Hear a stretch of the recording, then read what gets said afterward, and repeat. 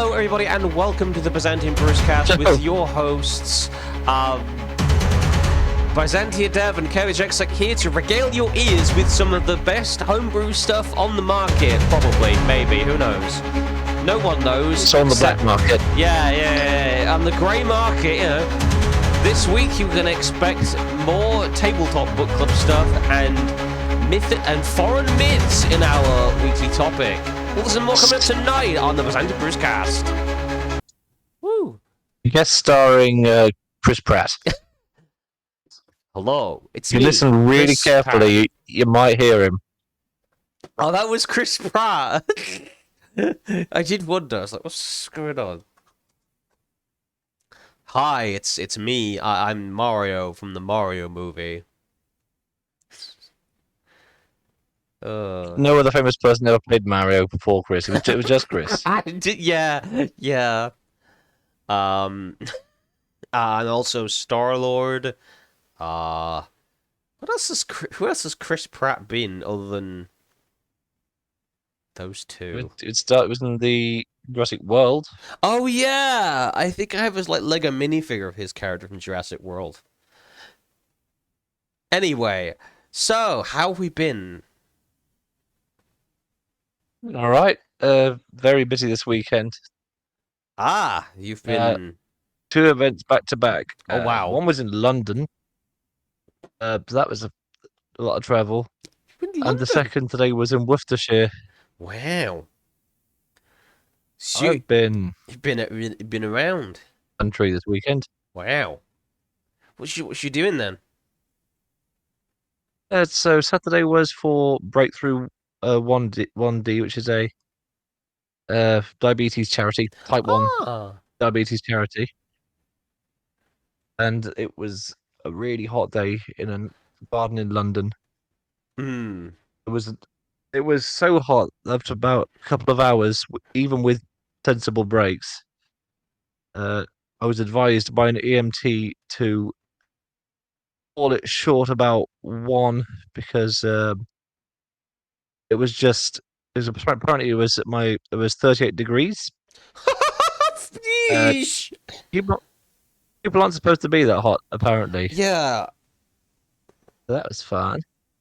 That is And today, with the opposite, I would have liked some sun. No, what I got was a bit of rain, loads of wind, and I just came with just my shirt. Oh dear. Oh, it was hot yesterday. It will be fine. Yeah. It was not fine. It was very much not fine. If it wasn't the fact that I needed to be wearing some giant acorn costume as a week, I didn't have much else to actually cover me there. So that was a nice event though. Like one of those 5 and 10K running events, but afterwards they have apparently Paula Radcliffe came up with this race years ago. It's a 5K distance race. Yeah. But it's for the whole family. So family members can choose to do between 250 meters and 750 meters. That's nice. So what that means, so basically the kids get to get involved as much as the adults, which is really nice. That's lovely. I admit it was a little hard to follow. They themselves said that the rules change quite often because Paul Radcliffe came up with a whole load of rules, and it was sort of decided on which ones each year. So that was fun. Lots of cheering people on today. Lots of that, and lots of standing up. Although I did get a very nice look at the sheer countryside, which is very nice. So that's a plus. Nice. It's like it is what I consider it is like looking at proper England, Worcestershire. It's rows of houses and miles and miles of country road and fields. Country It's that's what roads. England pretty much. It's very nice. So I'm ready to sleep after this. Frankly, some of it. It's been a Yeah, busy weekend. I can imagine. Oof. So my week has been I've been busy doing church work stuff. So at my local church, I did some ordering today. Not today, but this week. So we got just basic things, getting in some paper and stuff. But I also picked up a bird feeder, and so we've got a little bird feeder hanging from a tree now. So hopefully we'll see some little robins or something. Oh, okay. Just little something, The, just a little like introduce a little bit of nature into things. the robin all be well. Yeah, because the church needs to be doing more it's like the eco church stuff. It's like Oh yes, encouraged to I follow. be more eco friendly, and I'm like, well, what's more eco friendly than literally inviting nature into your garden? I think you should let them in the sermons. just a preaching robin, just tweet, tweet, tweet, tweet, tweet, tweet, tweet, tweet, tweet, tweet, tweet, tweet, and then Because it can suddenly in a translate. very human voice, this is the word of the Lord. You can translate for the robin. Yeah, you can say it's Yeah, a miracle. probably. That if a robin were to fly in, land on the pulpit, and start tweeting frantically, that probably would be a miracle. Because the chance of that happening are very low. That's Uh, that's not something that just happens. Not for Does 30 rely on a minutes. lot on literary divine intervention, but it's a good plan. Yeah. It's fine. It means you have to clean the poop off of the pulpit afterwards after, an Yeah, hour well, sermon of just tweeting. That's fine. intervention doesn't cover birds being birds. This is true. This is true. This is true. So yeah, that's my week. Oh, I also picked up a mouse pad from a place called Kenji, which is in Bullring. It was like a quid. It was this little cute little cat mouse pad, and so that's in the office now. The church can have that once I'm done with it. Once I get my internet sorted out, I'll leave that in the church because they can use it with the church laptop and stuff. But it's cute and it's inoffensive. You can have the power of God and anime literally on their side. Literally, quite literally, yes. But yeah, and I guess also I managed to get a Final Fantasy bundle from HMV. That was nice. So I actually managed to open up some Final Fantasy Magic product. Imagine that. Imagine being able to open product instead of it just being sold out bloody everywhere and You only can available for from the scalpers, scalpers. Yeah.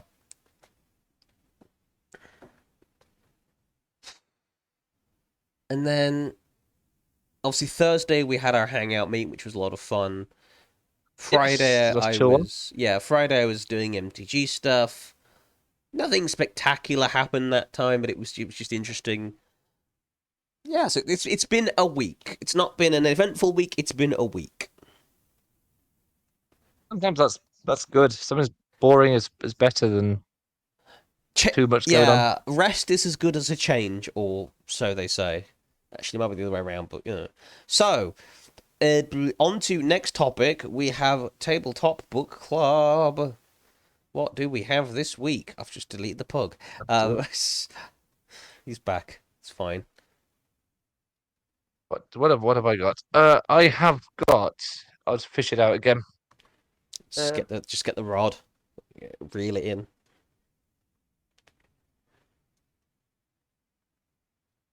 Where is it? There it is. Oh, there. Right, yes, here it is. Been going through my old Codex collection. I found one of the more interesting ones. Uh-huh. So it's fourth edition Demon Hunters. Yeah. So it's sort of so before the Grey Knights were like their own faction to themselves, they were bundled in with Inquisitors and bits of this really weird army that can ally with other Imperial stuff. Um, they also had their own version of Stormtroopers that were kind of interesting. Nice. The idea was you could have a full Inquisition list or bolt them onto another Imperial list and just have them do their thing. The coolest thing Ooh. about them was the actual, Inquisitors themselves. So rather than have like a command squad, their command squad was the Inquisitor and their weirdo bodyguards and assorted freaks that they've picked up over the years. Um, every single one of them had like a weird specialty Uh, that actually made the Inquisitor stats better. right. Yeah, they're really tight. They're really heavy on the theme. Let's have a look. There we are. So basically you get 0 and 6 inquisitorial henchmen. So basically, their equipment depends on what they do. So stuff like uh, cherubs or servo skulls, warriors, which could be anything from a basic Imperial Guard veteran to a crusader, which is like a. I don't think they do them. I think they did get a remake, but they're just guys with massive shields and power swords. Sages that literally just record what the Inquisitor does. They all had like the Mystic and like Psychers. You could make a really bizarre bodyguard unit for them. That's for every Inquisitor you wanted to have. So for Kitbash, it was quite a fun army. Hmm.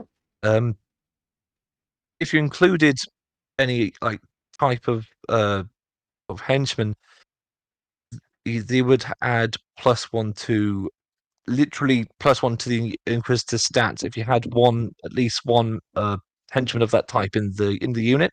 Yeah. So you can basically buff up the unit just by having other models in it, which is a really kind of a weird way to handle it. I don't think I've seen that since. It's Right. kind of a shame. I think it's a really neat idea, and it really makes you pick the weirder parts of the Inquisition that isn't Grey Knights or Sisters of Battle. It's just like the dudes that like call themselves priests and just carry two-handed chainswords and stuff. Uh-huh. Um, it's a really fun idea. Also, they have a lot of weirdo equipment as well. It's nice stuff like like a tome of just demon names, Right.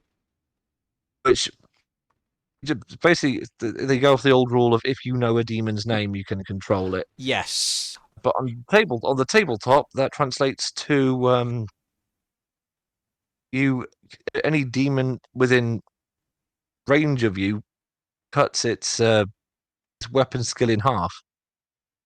So basically, you're always going to win. So you're going to win a fight against it. Hmm. It's a really fun little list. It's almost half an army list because it's already going off the other Space Marine and Imperial Guard stuff. But it does so in a way that's kind of just good. Sort of back in the era when I won't say there was much balance in 40k at the time, but Yeah. part of that meant that the factions felt really unique and just their own thing. Hmm. A It's little bit of that the might be era of quite nice. Warhammer when things kind of had their own niche rather than just feeling like different Oh flavors yeah, of the same. absolutely. Yeah, absolutely. I miss that aspect of it. They did go a little too niche, but I, I think there was a better way to do it than just standardize everything. Yeah. Um, 11th is coming out apparently next year, so we'll see. Hmm. Well, let's hope. I mean, hope in inverted commas. Pragmatically, is anything going to change? Probably not. But we can hope. We can hope, and we can cope. Some people will because the people that buy everything they put out regardless of what's in it. Yeah. There's always a few. There's always one. So what I've got, I think, is something called. It looks like a magazine called Yeah. Warlock, which is something done Ooh. by Kobold Press and Midgard. If you if you know, and a cobbled press is perhaps more known. But inside this issue, it's called the Butcher's Bill: Wartime Careers and Creatures of Midgard. We've got a few different. I'll get this right. Subclasses for D&D. There's something for the barbarian, which is nice because convincing people to play a thing for barbarian that isn't bear totem is quite difficult. It's very true. They're actually more history based, which is kind of cool. It's called Path of the Herald. They're like lawkeeper types. Got like a Bolswin Chan So it's oratory. the Conan the Librarian. Kinda, yeah, kinda. We've got College of Tactics for the Bard, which is quite interesting, making a bard into more of a tactician and strategist. Hey? We've got Chaplain as a fighter archetype, so they're kind of like almost clerical clerical fighter. So they can heal at 3rd level. They could do a heal thing, which is a bit like it's a bit like Lay on Hands, but it uses your hit dice. So you can use your hit dice to heal somebody else rather than yourself, which is pretty cool.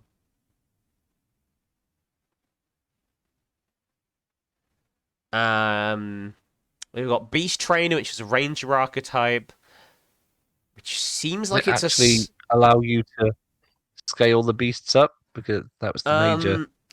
So, beginning at 3rd level, when you take this archetype, choose a beast that is medium and has a challenge rating equal to a quarter of your level, rounded down or lower. So, yes, it does actually scale a bit.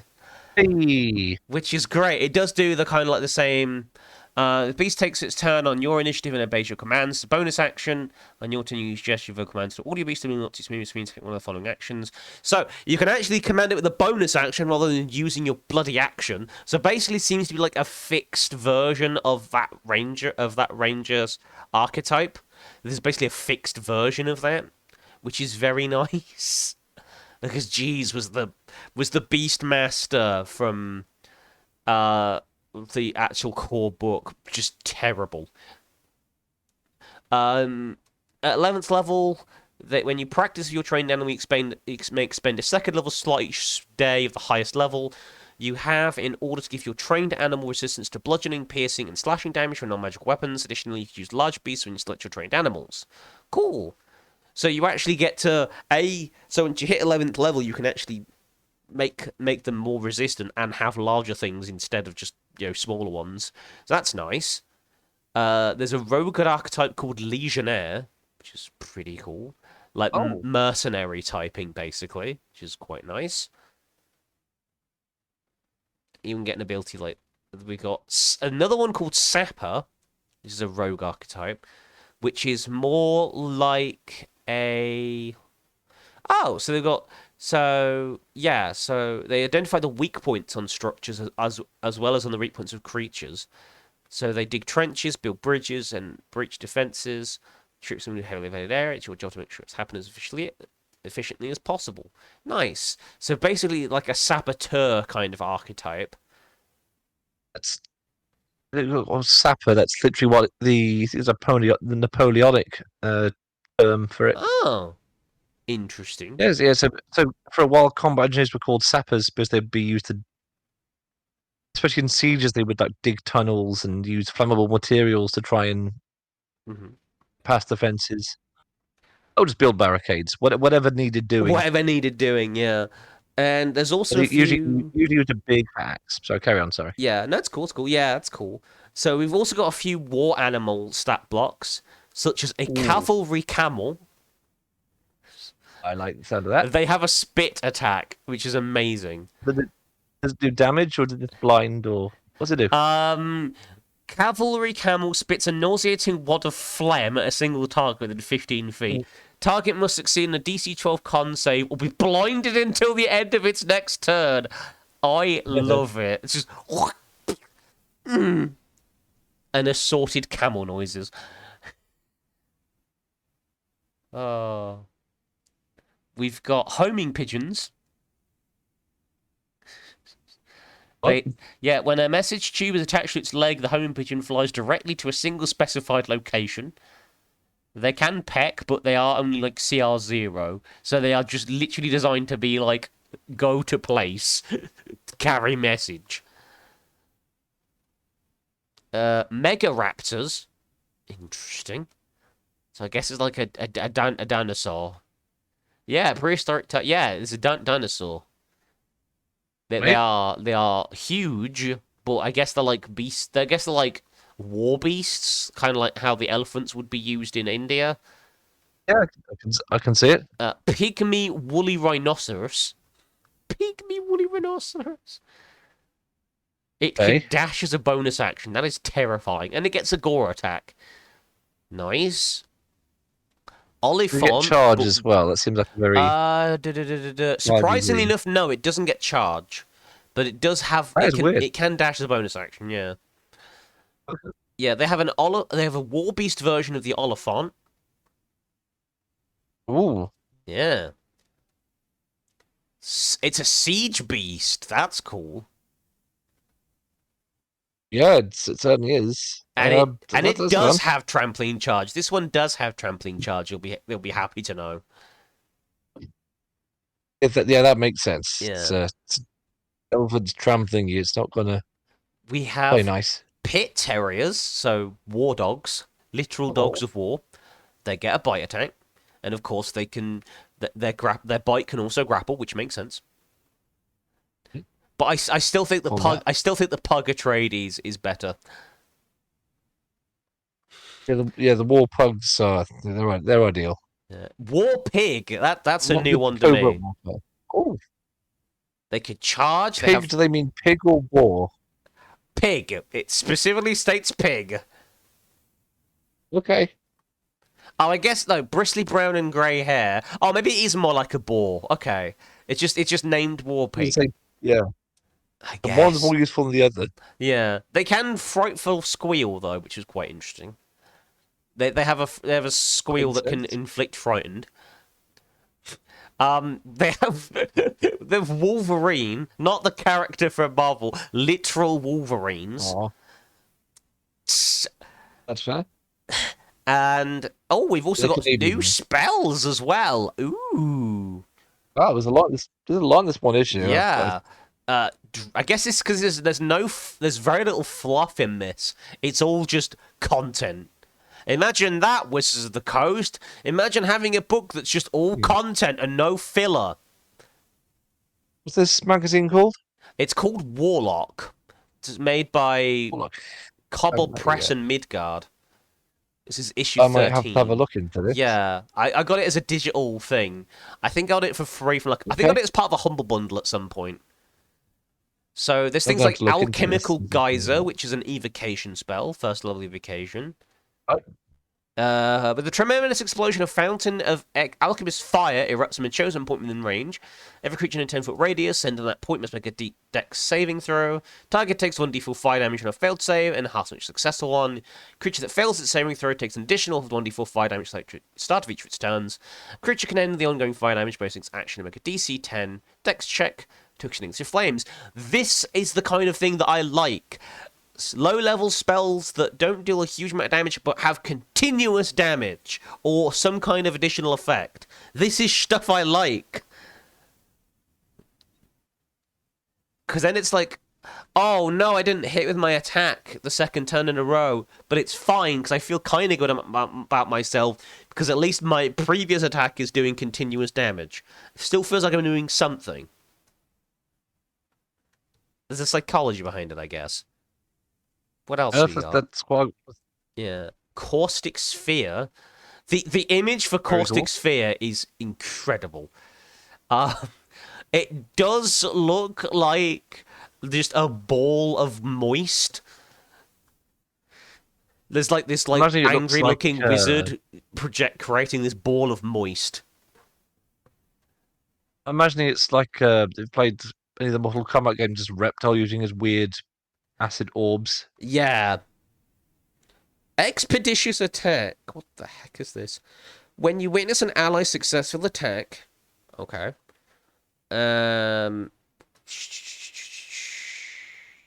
Oh, it's a reaction spell as well. You may use a reaction to give that ally an immediate bonus attack with a -2 penalty to the attack roll.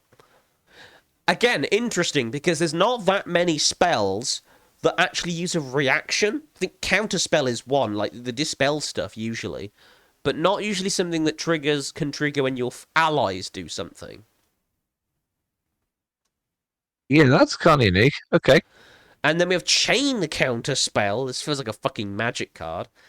Casting time. One reaction which you take when you see a creature within 60 feet of you casting a spell, and then bonus reactions. See text. You attempt to interrupt a creature in the process of casting a spell, and if successful, you can chain additional counterspell attempts for the rest of the round. If the target creature is casting a spell of 3rd level or lower, the spell fails and has no effect. If he's casting a spell of 4th level or higher, make sure an ability check using a spellcasting ability. DC 10 plus the spell's level. On a success, that creature's spell fails and has no effect. This is a 6th level spell, but it can just be like, okay, there is like... So... Yeah, so if you're going up against like a bunch of casters, you just go no, no, no, no. But it does take up a 6th level spell, so use them wisely, I guess. Enough. Yeah. Oh, there's even equipment. What the? Wow.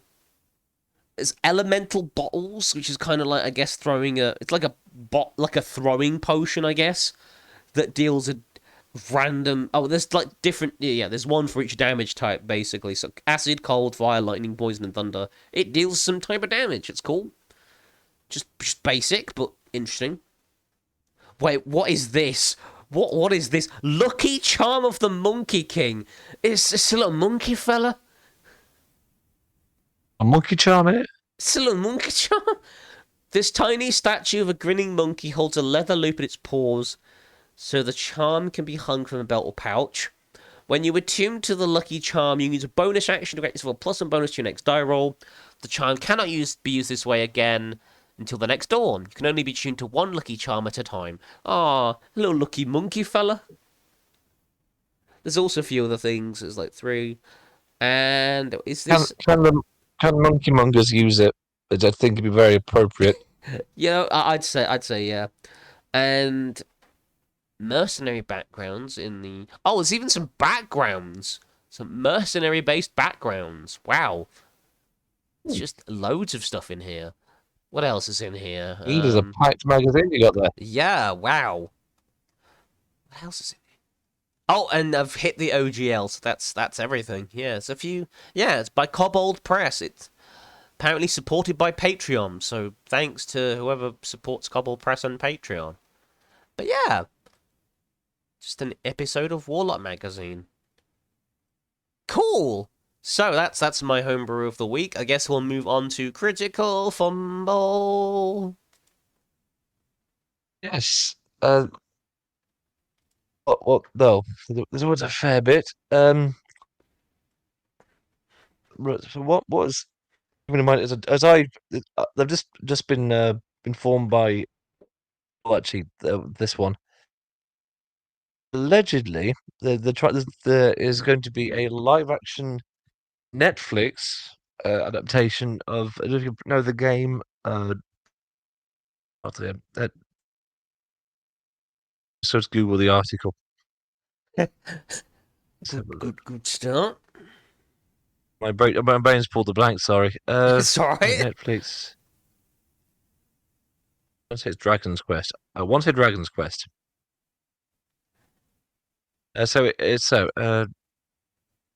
Pretty sure that's it. I'm checking right.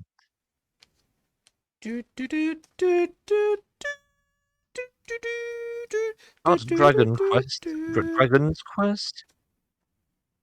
Wait, is it Dragon Quest or Dragon's Quest? Dragon's Lair. There we are. Oh, Dragon's Lair. Right, not Dragon's Quest. Oh, I got excited for a second. Name, and we got thrown off by the No, Dragon's Lair.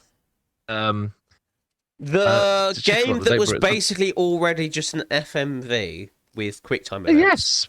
Yeah. What? Very much so. How? Sorry. How? What? How do you even Yes, make a Netflix series out of that, or movie out of that? yes, right. I think my first thought about this is, you know how Netflix has like an obsession with like, subverting expectations, Uh huh. like even if it makes no sense and actually Product makes the thing worse. worse. Mm-hmm. Yeah, I don't know how they're going to handle something that's literally built on the trope of a princess has been kidnapped and you, as a brave knight, must rescue them. They're not Yeah. going to keep to that. They're not going to keep to that. There's really not much more to Watch it be like the Dragon's Lair princess is beyond the that. protagonist.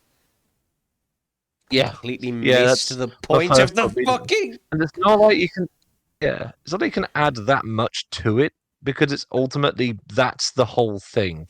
Yeah, it's like of all the things you could have picked, you went with that.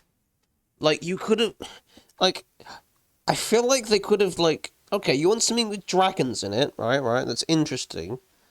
Why don't you just make a Dragon Quest movie? Like, just ask Square Enix as you know, worked with companies before Yeah, to make oh, damn right. movies. They've done like multiple Final Fantasy movies. A Dragon Quest movie would go very hard because that's the kind of thing that where you can subvert expectations because that's what Dragon Quest does. It looks at the common like video game tropes and points and laughs at them. Case in point, Dragon Quest Builders. It literally riffed on itself.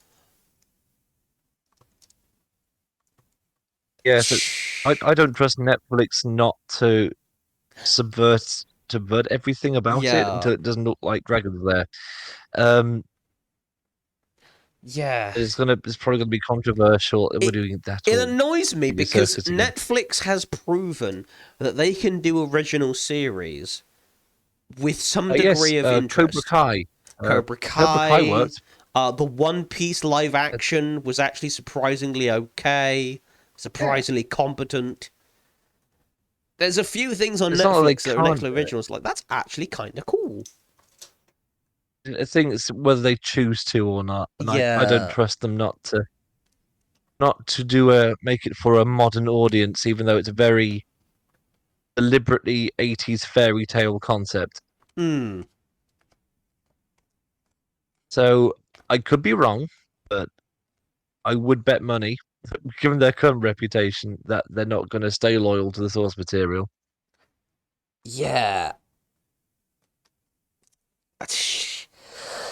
Such is Netflix.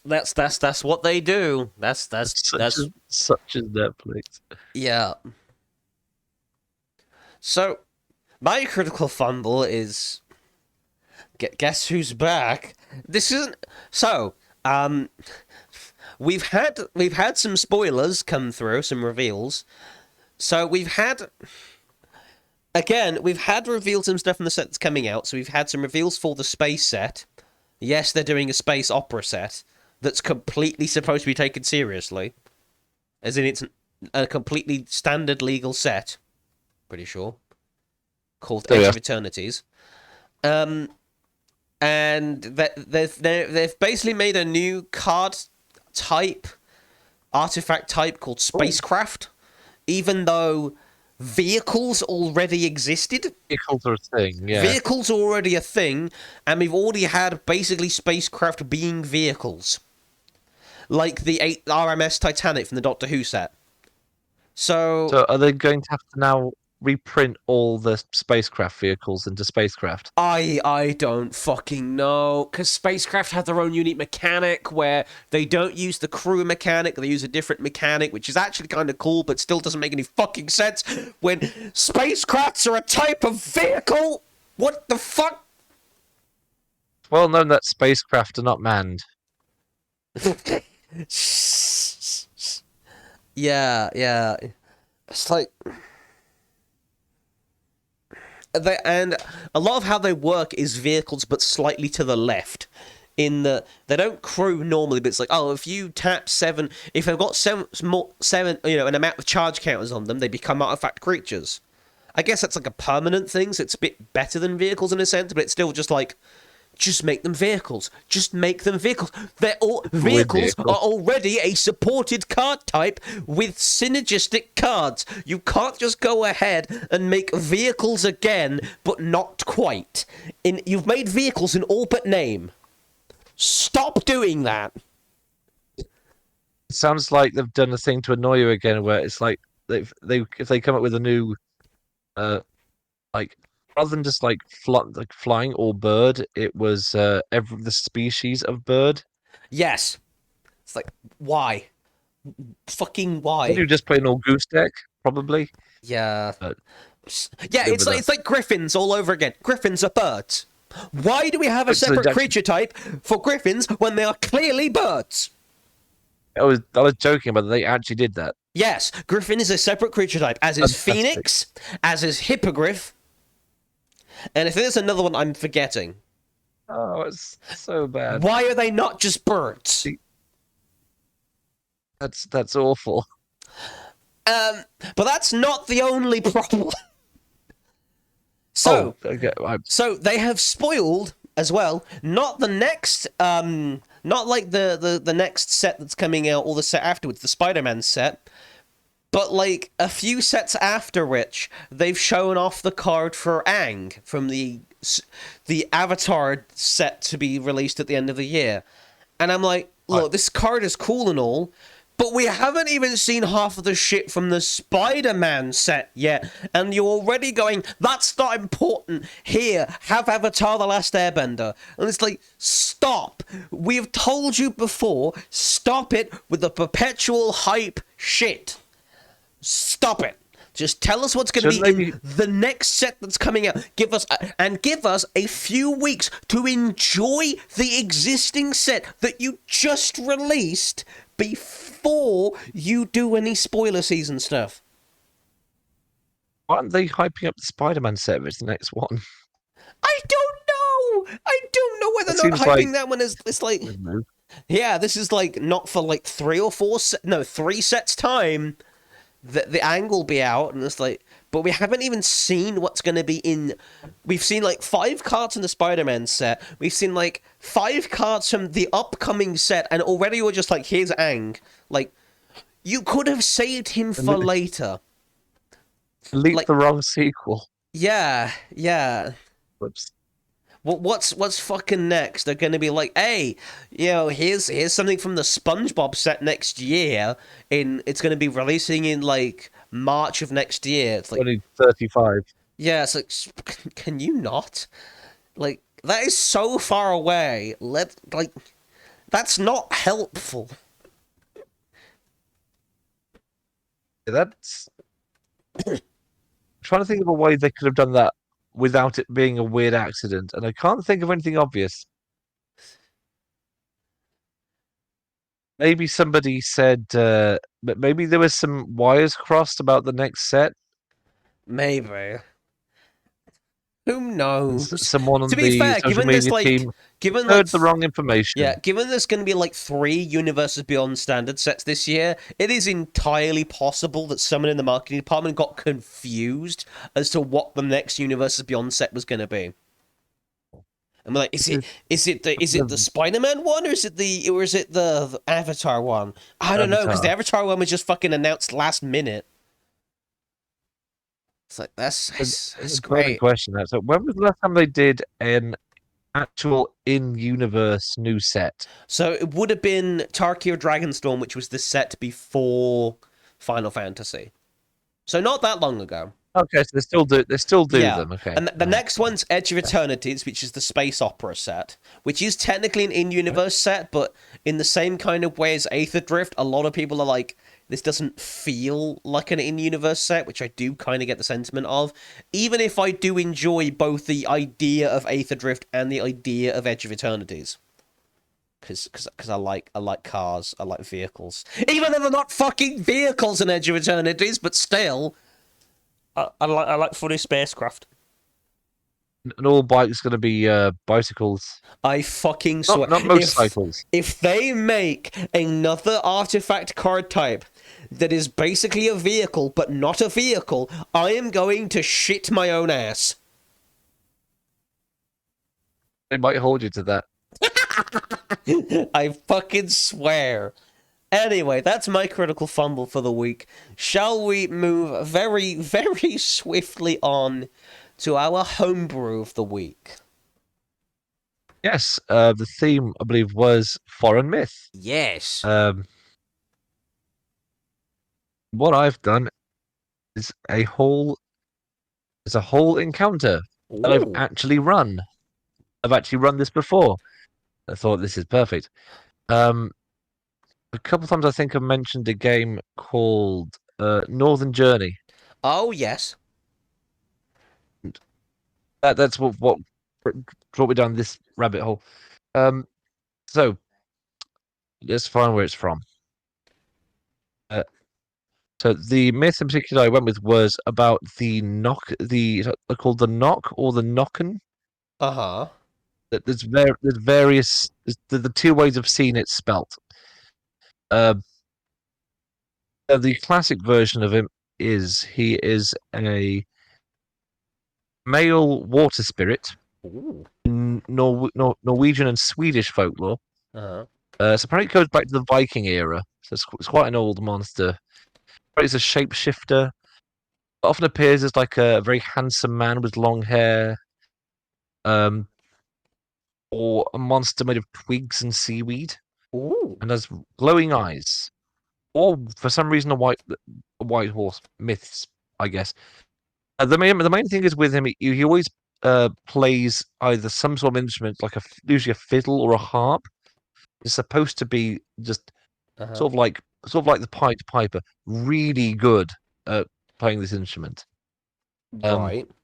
but the tragedy of it is that um, but sometimes it's like as a tragedy or tragedy character Mm-hmm. because he's so good at with his magical music that he in some of the myths lures a woman he loves to the lake that he's playing in, and she drowns. Oh. So that's sometimes cited as the point where he becomes this creature that lures people like a siren to their deaths in a lake. Creepy. I like it. Yeah, it's creepy and weird, and it's got a set. I'll try and find a version from Northern Journey because it's sort of more big monster, I guess. Hmm. The version I went with was based on this one, not quite. Right. Um, so let's have a look. Yeah, so this is the image they went with. They went for in Northern Journey. Just pop it in pictures. There we are.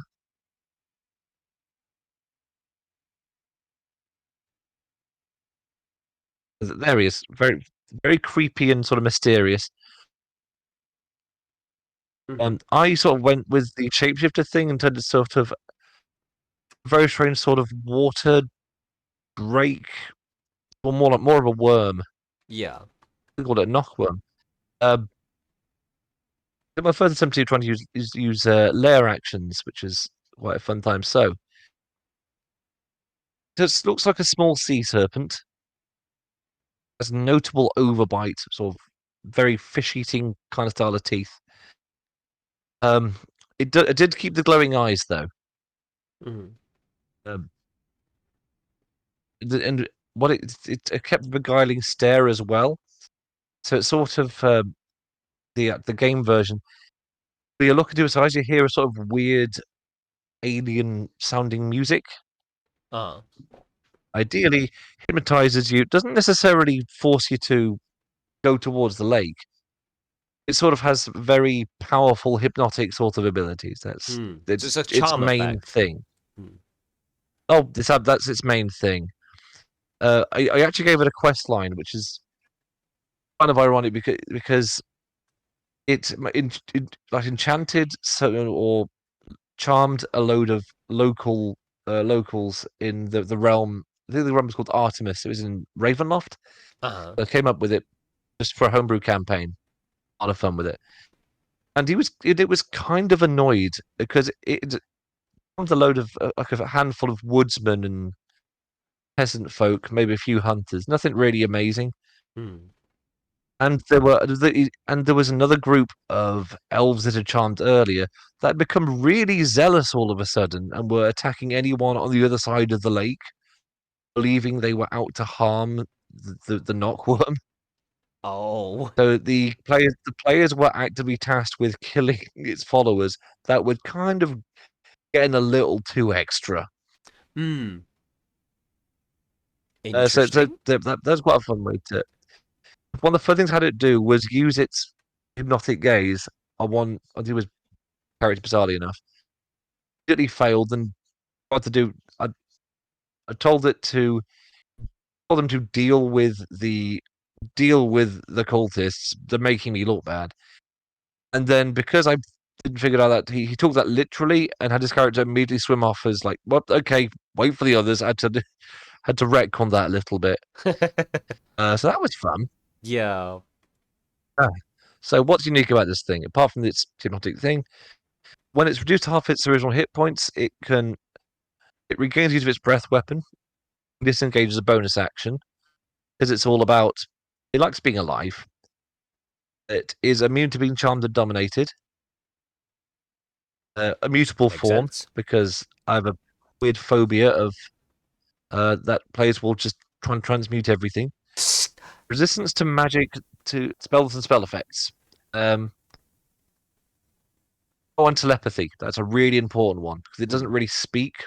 It lives underwater most of the time. Hmm. Communicate perfectly in through someone's mind. Swim, so it's quite quick. Its Makes breath sense. weapon is hallucinogenic. It does 4d10 psychic damage and has the hallucinate property, which does. So it's a DC 14 charisma save, Hmm. and or the target must believe that everything, all terrain within 60 feet of them, is illusory. Ooh. But it induces paranoia. It induces paranoia. It can Interesting. also try whatever to attempt the save again, Yeah. but it can. Oh, also, what has it got? Its gaze also has dominate. That's a fun one. Its other breath weapon is a mist breath, which has its own unique fun ability, which does. If it's used above water, it creates an area of obscuring mist. All creatures inside it have their vision reduced to 20 feet. Ooh. It's a weird little niche ability thing, but my first time to do with layer actions. Let's have a look. Becomes a whirlpool within 10 feet of itself. Um, on the following terms, it can move the whirlpool 20 feet as a free action. Anything in the path must pass a strength save or be knocked 10 feet back and take 1d10 piercing damage. Makes sense to me. Lasts for 1 minute or until the worm decides to end the effect. Oh. Any ranged attacks made through the whirlpool have this advantage, and everything within 5 feet of it must pass the save or be pulled into the whirlpool. They can only have one of these effects active at a time. So, Hmm. just a watery themed thing I came up with at the time, which I still think is pretty good. Um, Again, based on one of my favorites. I didn't know it was Norwegian at the time, but my favorite Slavic myth games, which I've. So yeah, that's the Nokken and the Knock Nice. Pond scenario, which I'll be linking in. What have you got for this week? So I in this foreign myth, I took a trip to feudal Japan because I like feudal Japan, Oh, and because I built basically what is going to be not necessarily a template but a springboard for if I do Kamigawa stuff.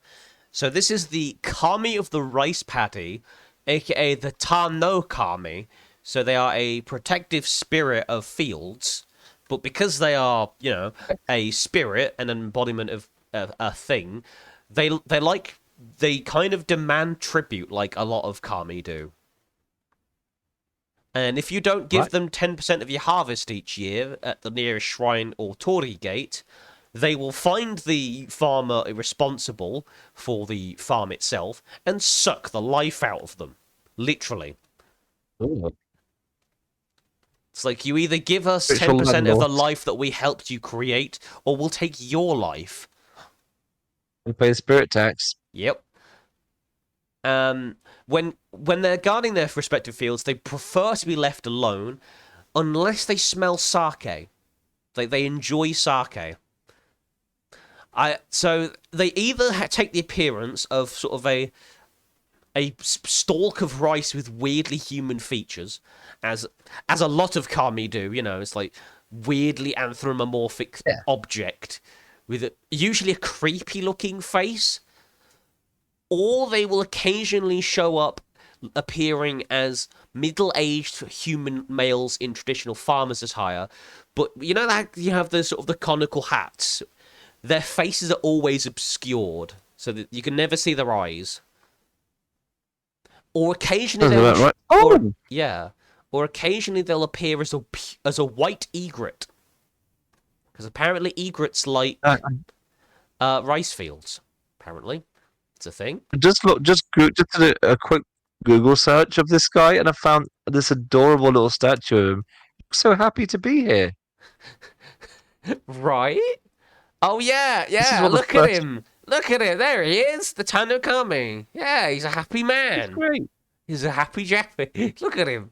He's even got his little mini scythe and everything. But yeah, that's what he's based on. Okay. Yeah. So abilities wise, they are fairly mundane. They are only CR1 because they're not particularly powerful. But I mean, most of what they're working with is commoners, so it's not like the average adventurer can deal with them. But their general target is farmers generally, and if you appease them, you never will have a problem with them. In fact, they're quite helpful. So they're Have a good harvest. CR1, yeah. They're fast and a bit wise, but generally underwhelming. They get one of the following languages: Celestial, Primordial, or Abyssal. This will depend on their nature. So if they're more sort of fiendish or Oni-like, if they're more malevolent, they'll be Abyssal-based. If they're erring on the more helpful and merciful side, they'll be Celestial. And if they're in between, they're Primordial. They are usually lawful neutral, because they are just kind of spirits. They are resistant to charm and transmutation spells because of their otherworldly nature. And because their body is plant-like usually, they heal 1d4 hit points during any of their turns they stand still on fertile ground without using their movement. And their main attack, their ordinary attack, deals necrotic damage, which reduces the target's maximum HP, and they gain temporary hit points equal to the damage dealt. So it doesn't just deal damage, it reduces your max HP. It only deals 1d4 plus 1 necrotic, but that's why they're CR1, because it will reduce your max HP. How do you undo that? So you can either take a long rest or with the greater restoration spell. So it's not massively damning, but it is pretty annoying. I like the idea that you could turn that into a whole encounter where you have to appease the spirit because you pissed it off. Yeah. Their other action is Damning Prophecy. So they choose a creature that they can see and hear it. They don't have to see it. Only the thing has to be seeing and hearing them. Within 60 feet of it. It curses them with prophetic threats. So that creature has to make a DC 15 charisma save. On a failed save, choose Misfortune or Suffering. Misfortune, the cursed creature has disadvantage on ability checks for 1 hour, and will find less loot when investigating until the curse is removed via remove curse or similar magic. So the one effect only lasts for an hour, but the other effect will last indefinitely. And then Suffering is roll a d4. In X rounds, the cursed creature will take 2d6 psychic damage unless remove cursed is cast on them before then. This effect will still go off even if the kami is killed. Well, So it's kind of like it's kind of like, oh, what's it? Not Destiny Bond. Perish Song. It's kind of like Perish Song in Pokemon. So it's like, you're not going to get damaged yet, but you will take damage. Or Future Sight in Pokemon. There's Okay. Future Sight, I think, as well, where it's like predicts an attack and it like a few turns later you just straight up take damage. But yeah, and that's them. I just thought something I want to make it because Kamiya are like really really weird, so I wanted to make their attacks Yes. weird. Oh yeah. Yes. Do you want to know what I was also tempted to go with? Go on. I was kind of glad I didn't go with it because it was from Japan. Ah. Something called this. There's a how called a haradashi. Mm-hmm. It translates to belly exposer.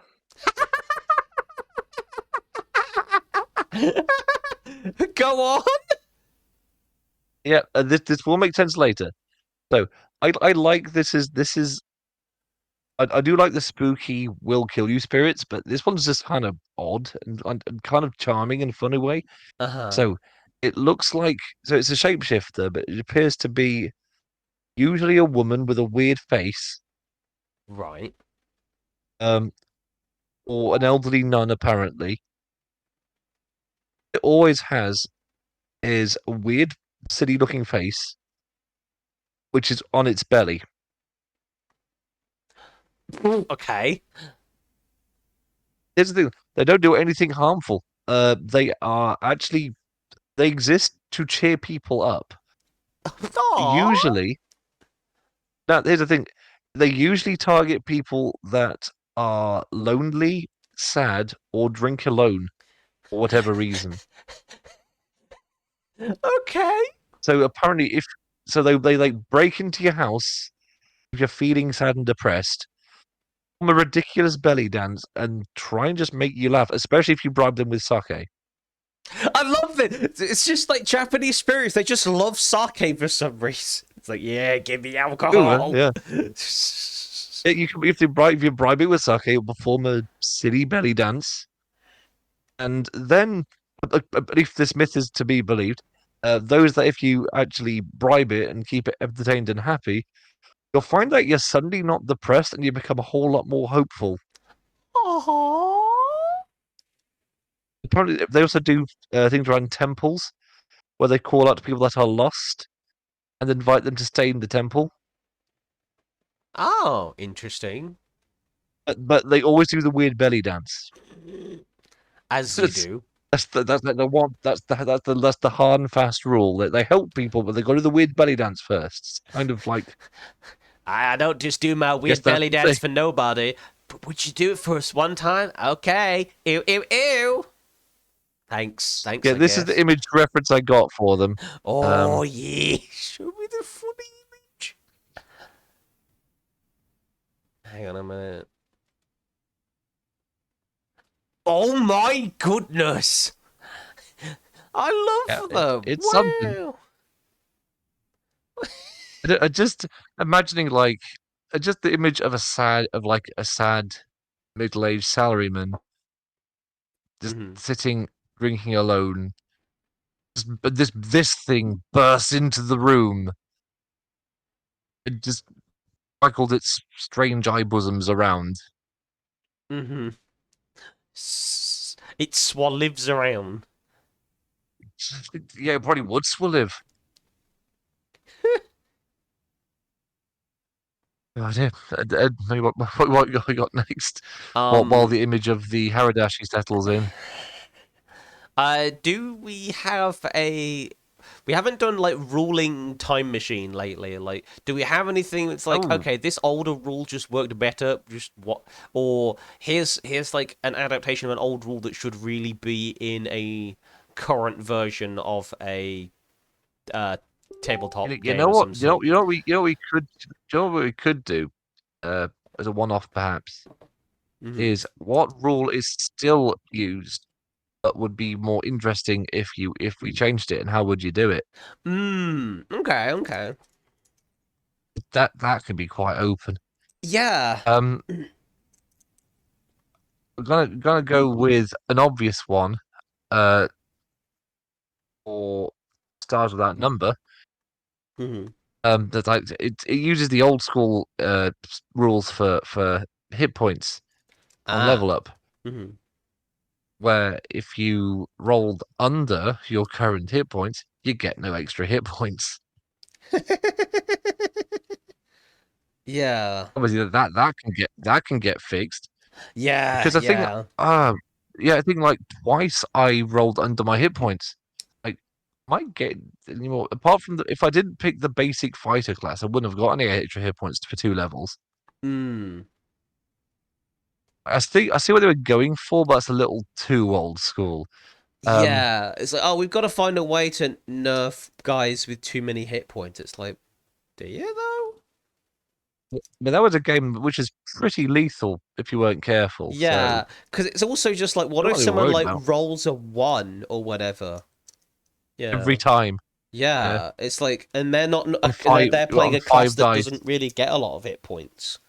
So it's like your way of gets you nerfing die. having too many hit points also fucks over people who don't have enough. It's like, well I done. guess you just die. Yeah, sure. So yeah, that should. Yeah, I don't know why that hasn't already been changed. To Yeah, be honest, like, that was a very obvious one to me. yeah. How would I change it though? I'd say the obvious solution would be to have option to roll for higher Mm. and just roll additional hit points, or just pick the average. With fifth edition, kind of got that one right. Yes, yeah. That is rare 5th edition W. Yeah, that's an easy rule, easy to follow. What doesn't have to be D&D either. Any system you like with a just a wonky rule you don't think's great. Um, one key rule that I don't think's that great. I'm trying to think. My brain's just going. So I I kind of take issue with. There's something about Fate's system that just makes me go grind my teeth a little bit, and it's more of Oh, an implementation than it is a hard and fast rule, and that is the allocation of fate points. Because I feel like okay. the whole thing with flaws and things, that's great and all, and the invocation of those, but I feel like it's just a little bit too vague as to how you get all, how you receive more fate points. That's a little bit, for Okay. my liking, it's a bit too vague. I feel And like they need that's to. actually okay. I feel like they need to, Give some exact examples yeah, how to add some get them. exact, or just like, yeah. I'm not saying make it boilerplate, and but like, you know, add in like a system. Have some basic ones, just like Yeah, because like when the, fate points the are the whole one. core of your system, the way to acquire them needs to be as understandable as how to use them. The idea of the idea of using them and how you use them with the traits that you create, that makes sense. It's more because like Yeah. there needs to be an understanding between player and game master as to how to acquire those points.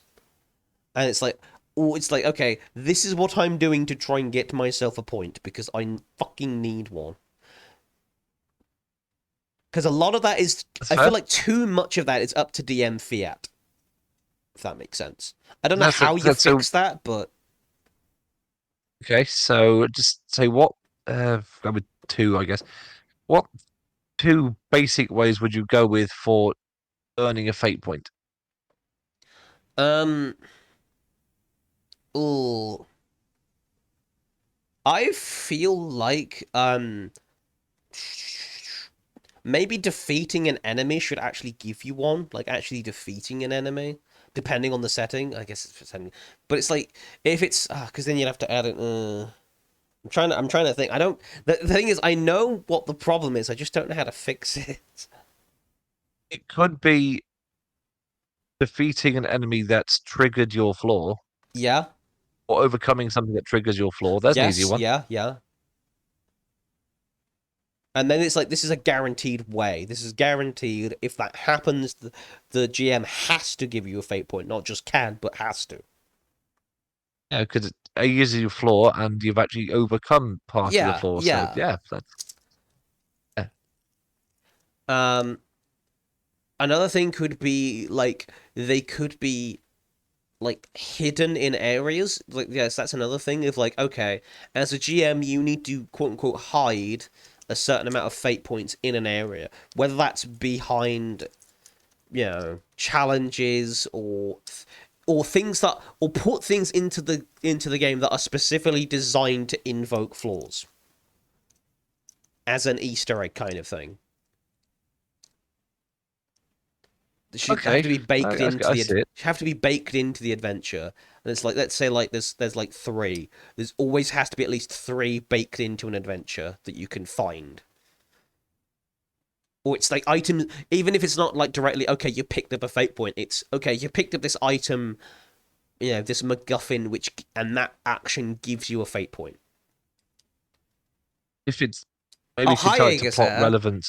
What if the DM gives you a sign that a fate point is possible to earn your current situation? Like Wheel of Fate is turning, so you know there is an opportunity. Yes, this is also a good idea of saying, like, okay, the DM actually has to inform you that the fate points are possible in your current situations to earn, as like a hint that there is a possible fate point earnable in this area. Maybe you could tie it to optional plot relevant information Yes, that that's also true. Yeah, you like can get. okay, you found one of this sessions 3. I don't know, I'm going by BioShock, what they call them, the Yeah, audio recordings. figures. You found some Oh no, the bonus one about yeah. optional thing. Here's the transcript, and the guy who found it gets a fate point. Done. Now you know more about the plot. Here's a fate point because you found this thing. Yeah. Because you do tend to burn through them quite quickly. We found it, don't you? Yes, yes. And I feel like if that's so core to the system, they need to be as possible to earn as they are to lose. Yeah, that's fair. Then people get more experimental with how they play because they can always get a reroll with a fate point. Yeah. Yeah, side story stuff will encourage role playing and engagement. Absolutely right, Aegis. Absolutely right. It will also encourage players, if they know that there's fate points in it for them, to actually engage with side story content rather than just beelining the Just look main for thing. extra bits. It's like, yeah, you could beeline the main thing, but right now, with limited fate points, that might be hard. You might want to try and go find some first. It just get a bit of exploration. Yeah. Okay, that's fair enough. I So want to play that's Fate now. It's that. been ages. Yeah, it has been a while since we played Fate. Anyway, yeah, I think that might just be it for this week. We have been going on for about an hour, so thank you guys for tuning into the Yes, podcast. that's Oh, the fair. wheel! We keep forgetting. I keep forgetting. Spin the wheel. Wheel. We should probably add some more stuff to the And the wheel as wheel. well. We're gonna add more stuff. Right. Put that to do this for next week. Uh-huh. It's the wheel. It's the wheel.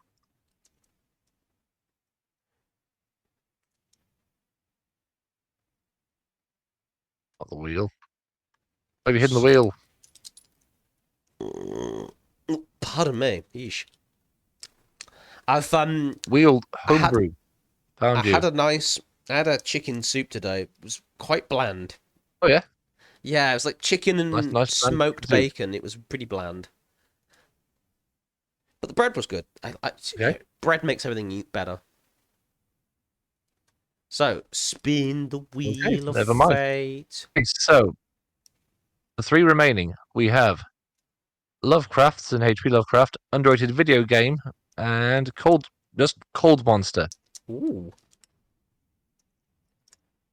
Spin! Oh, well, that's fun. That's Lovecraft.